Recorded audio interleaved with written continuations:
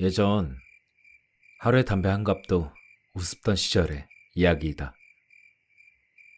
마음 놓고 담배를 피우고 싶다는 이유 하나만으로 자취를 시작할 정도였으니까 말이다. 당시에 난 별 되지도 않는 핑계로 부모님을 설득해 학교 근처에 방을 얻는 것에 성공했다. 그리고 정신 나간 꼴초 생활이 시작됐다.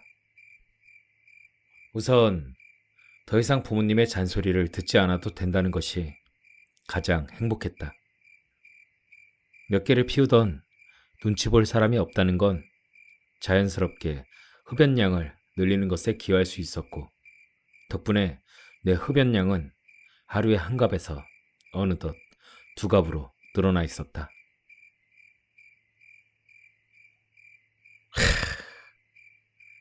이 좋은 걸 대체 왜 끊으라고 하는 거야? 그날 역시 난 자취방 앞 골목에 나와 흡연을 즐기고 있었다. 친구와 시시콜콜한 여자 이야기로 통화를 하며 막 5개째 담배를 입에 부는 순간이었다. 무심코 바닥을 훑던 난 조금 어리둥절한 기분에 사로잡혔다. 분명 5개째 담배를 입에 물고 있었음에도 불구하고 방금 전까지 피웠던 꽁초의 흔적을 찾을 수 없었던 것이다.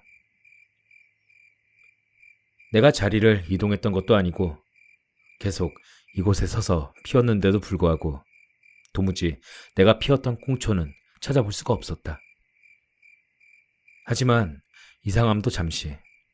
난 수화기 너머의 친구의 재촉에 대수롭지 않게 넘겨버렸다. 통화에 너무 열중한 나머지 무의식 중에 아무데나 던져버렸다고 생각했다. 그러던 어느 날이었다. 술을 먹고 늦은 밤 귀가하고 있을 때였다.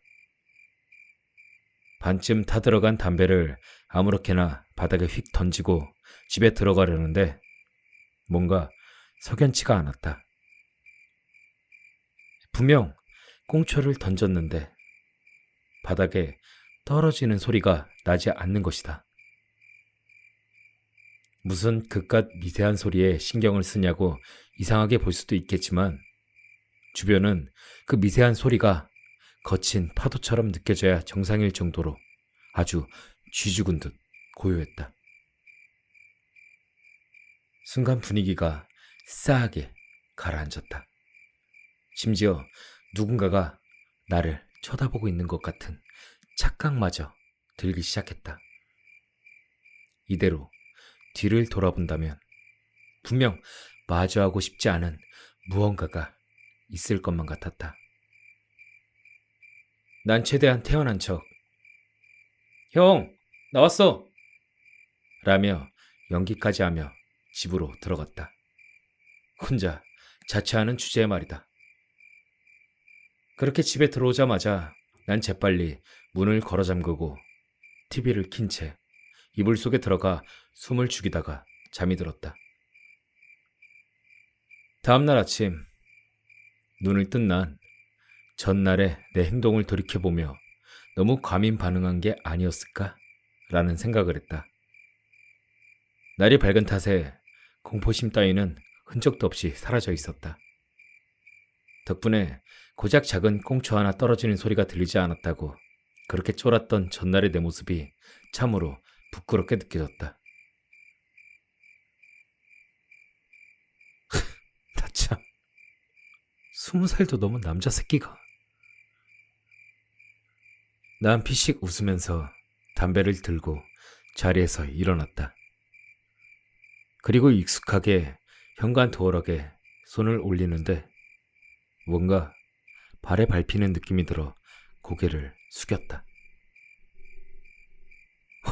뭐야 이거? 난 하마터면 다리에 힘이 풀려 넘어질 뻔했다. 바닥엔 수십 개에 달하는 담배꽁초가 어지럽게 널려 있었다.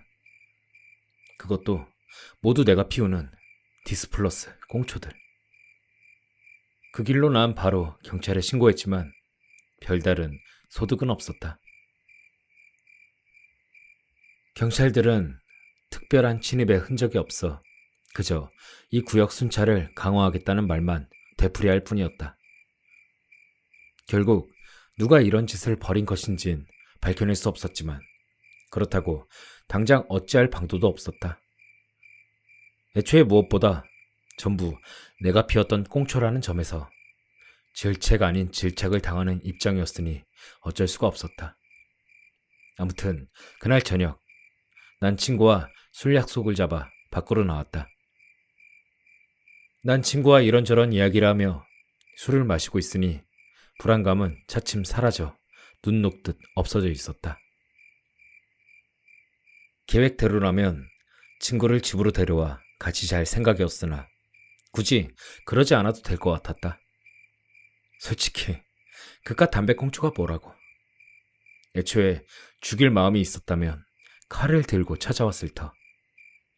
난 꽁초를 넣은 의문의 녀석은 분명 찌질한 놈이 분명하다고 생각했다.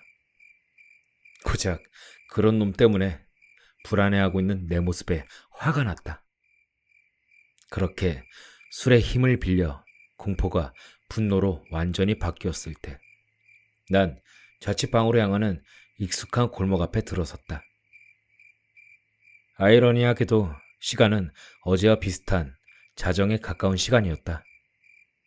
난 망설임 없이 골목 안으로 들어섰다.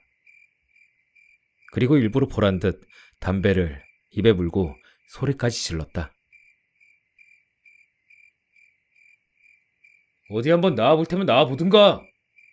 그딴 찌질한 짓 하지 말고.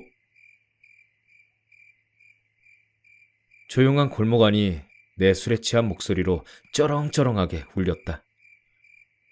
이러다간 그놈보다 동네 주민의 신고가 먼저 들어올 것 같았기에 난 그만 입을 다물었다.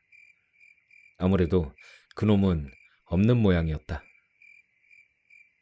난 내심에 안도의 한숨을 쉬고 대문을 지나 자취방 앞에 서서 반도 타지 않은 꽁초를 아무렇지 않게 휙 던졌다.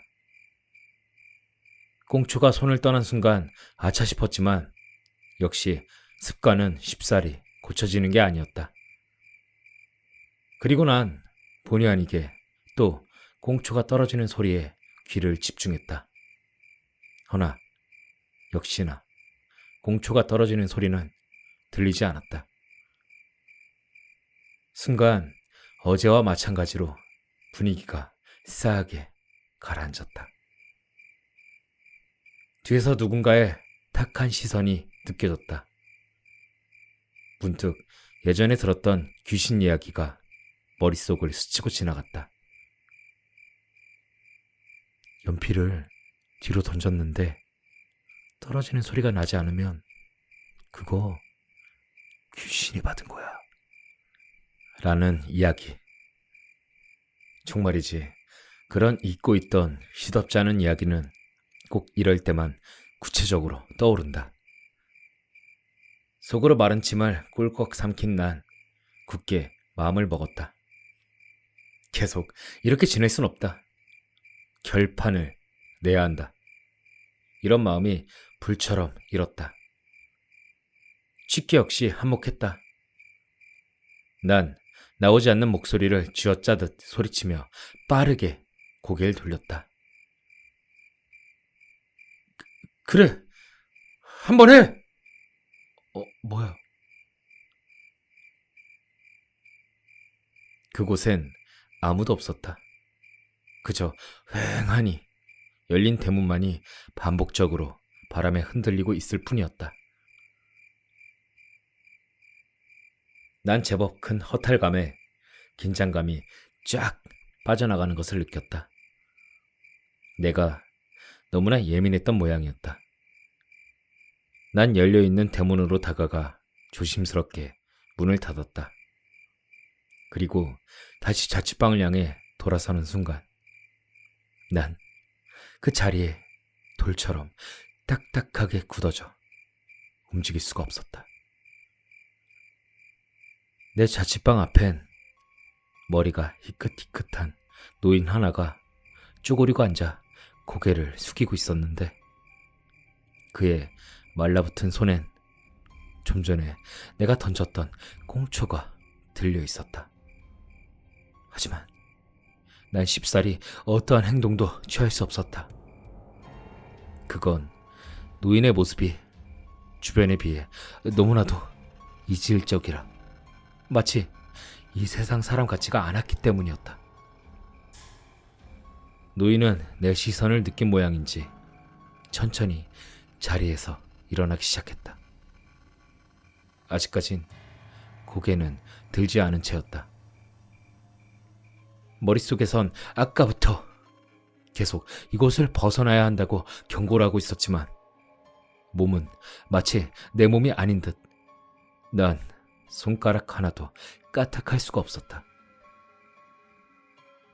자리에서 일어난 노인은 천천히 내게 걸어오기 시작했다. 아니, 걸어온다기보단 허공에 뜬 채로 날아온다고 표현해야 맞을 것 같았다. 식은땀이 볼을 타고 흐르는 게 느껴졌다. 속으로 도망쳐야 돼. 도망쳐야 된다. 하고 외치며 차라리 기절이라도 했으면 좋겠다는 생각만 간절했을 때 이윽고 노인이 내 바로 앞까지 다가와서 멈춰섰다. 노인과 나 사이인 불과 담배 한 개피 길이의 공간만이 떨어져 있었다. 그리고 그제서야 노인이 천천히 고개를 들었다. 노인의 얼굴을 정면으로 마주한 난 정말이지 심장이 멎는 것만 같았다. 말라 비틀어진 볼품없는 가죽만이 앙상한 뼈를 덮고 있는 생기라곤 전혀 느껴지지 않는 노인의 얼굴은 참으로 무심하기 그지없었다. 차라리 영화 속에서 등장하는 피투성의 만신창이의 얼굴이 덜 무서울 것만 같았다. 그리고 그 순간 어디선가 음식물 쓰레기가 썩어 들어가는 듯 아주 고약한 악취가 코끝을 찔렀다. 이내 내 시선은 마치 누군가가 조종하듯 아주 천천히 아래로 내려가 노인의 목 중앙 커다란 검은 구멍에 고정되었다. 그리고 그때였다. 검은 구멍 안에서 지금까지와의 악취와는 비교조차 할 수 없는 끔찍한 악취와 함께 썩어 문드러진 살점들과 크고 작은 담배꽁초들이 한데 뒤섞여 핏물처럼 꾸역꾸역 흘러나오기 시작했다. 그 더럽고 소름 돋는 것들이 끊임없이 흘러나와 나와 노인이 서 있는 바닥을 뒤덮기 시작했고 순식간에 무릎, 허리를 지나 목까지 쌓여갔다. 그리고 목을 지나 얼굴마저 덮기 시작했을 때 난 그 질척이는 시야 안에서 노인의 건조한 입꼬리가 비틀어져 올라가는 것을 봤다. 다행스럽게도 그 이후의 기억은 떠오르지 않았다. 이후 다시 내가 눈을 떴을 때는 자취방 앞에 쪼그리고 앉은 채 잠들어 있던 나를 발견할 수 있었다. 내가 그 우문의 노인과 마주친 건 그날이 처음이자 마지막이었다. 덕분에 난 그 일이 현실이 아닌 내가 너무 술에 취해 꿈이라도 꾼 것이라고 생각했다. 하지만 웬일인지 그날 뒤로 그렇게 좋아하던 담배에 손이 가는 일이 점차 줄어들었다. 담배를 입에 물면 그날 맡았던 그 고약한 악취가 진동을 하는 것이 그 이유였다. 충격적인 꿈 때문에 심리적으로 뭔가 문제가 생긴 게 아닐까 하고 병원을 찾아봤지만 딱히 이렇다 할 문제는 전혀 찾을 수 없었다. 다행인지 불행인지 그 뒤로 난 담배를 완전히 끊게 되었고 현재 금연센터의 과장으로 수많은 흡연자들에게 금연을 권유하며 치료를 돕는 완전히 상반된 삶을 살아가고 있다. 참으로 아이러니한 일이다. 담배 하나 마음 놓고 피우겠다고 독립까지 하던 놈이 금연한 것도 모자라 이런 직업을 갖고 있으니 말이다. 하지만 난 그럴 수밖에 없었다. 그 일이 있고 얼마 후 우연히 담배로 인한 질병 관련 프로그램을 접하게 된 적이 있었는데 거기서 낯이 익은 누군가의 얼굴을 발견할 수 있었다. 40년 동안 담배를 하루에 2갑씩 태우셨던 할아버지. 성대를 드러내는 대수술 끝에도 결국 얼마 살지 못하고 돌아가신 할아버지. 영상 속엔 고통스러운 얼굴로 흡연의 무서움을 경고하는 그의 마지막 모습이 담겨 있었다. 그리고 그의 모습은 그날 내가 봤던 그 노인의 모습과 일치했다. 지금도 이따금씩 그 노인의 얼굴이 떠오를 때면 생각하곤 한다. 그는 죽어서도 그렇게 구천을 떠돌며 많은 흡연자들에게 경고를 하고 있는 것일까? 정말 그만큼 후회스러웠던 걸까?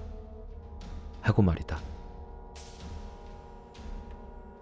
그가 왜 굳이 내게 나타났는진 중요하지 않다. 오히려 지금은 감사하고 있을 정도니까.